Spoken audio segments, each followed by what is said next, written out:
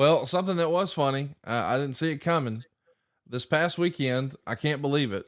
The Dallas Cowboys, who a lot of people thought were going to be a major I contender know. and perhaps I get love it. into the playoffs and make a deep run, they lost to the Jacksonville Jaguars in overtime. And almost nobody called that. But boy, if there's one person who enjoys trolling the Cowboys fans better than anybody else, it's our old pal, Stephen A. Smith. He was on First Take and he made quite an impression on Monday. Let's take a look and see what old Stephen A. had to say on First Take. I have a question about the Cowboys. Thank you. No need for the question. Got a few things to say here. Number one, Swagoo, Keyshawn, it's only just begun. I'll deal with you guys in a few days. But to my God, Michael Irvin, I got to tell you, it's so hard for me to sit here listening to a guy yelling my name when last year I spent more money on spilt liquor and bars from one side of the world to the next than you made. You're talking to the Rolex wearing, diamond ring wearing, kiss stealing, wheeling dealing, limousine riding, jet flying, son of a gun, and I'm having a hard time trying to hold these alligators down. Whoa! I told you what was going to happen to the Cowboys. I told you it was coming. It's inevitable. This is the beginning of the end. And all I got to say is I'm looking forward to First Take today. Whoa! You heard it first. My goodness, what a moment. You know, listen, we want to act like you were the 18th most important person in WCW. I don't see anybody else doing any of that on TV in 2020. I know, but that was then, now is now. At least I made an impression on some other people. Well, that was an awesome first Monday episode to get our week started. And then on Tuesday, you actually appear on First Take. And now here you are this week, man. I don't care what anybody says. Ric Flair is a pop culture icon.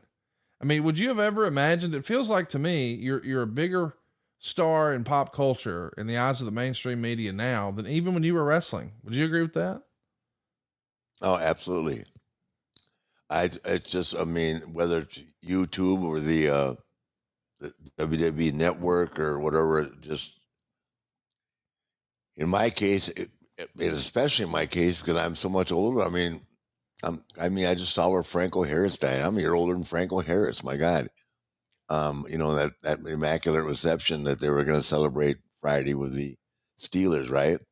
And to be in this position and to have a documentary made about me, and then have guys like Stephen A., who I've known, for years.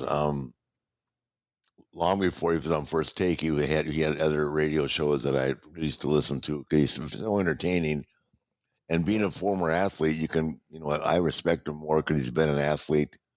He knows what it's like to pay the price to be an athlete, and he's just entertaining. He's got unbelievable energy, and he says exactly what he thinks. He's Charles Barkley.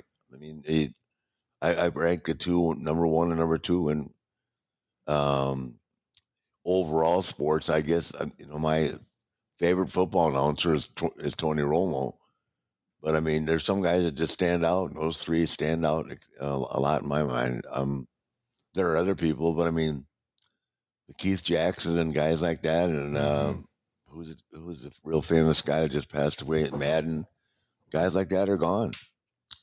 So yeah, I'm thrilled to even be thought of in that light, and like I said to him in the documentary, we all blow our own horn to some extent. On these podcasts, it's just fun to do it. This is a podcast, ESPN. This isn't one of those Michael Baticchio where you pay a guy $2,500 to say something shitty about another wrestler, hoping that wrestler will come and you can create controversy and sell the video, whatever they call it, shoot. What do they call them again? Shoot interviews, yeah. Yeah. And that was my shoot interview, but it was on ESPN. Yeah. It wasn't for $2,500. I didn't get paid for it, but it was on national TV, and we're talking about today, like on a real podcast, and you're like a real millionaire. I'm not, but you are. You're on a roll today, man. No, I know. I'm just saying the truth. You're like a real millionaire. I'm not, but this is not a shoot interview. It's a podcast that is actually factual because I've lived through it all and seen it all. Well, we're glad. And I don't have a reason. I don't have any agenda, but to tell you exactly what I think.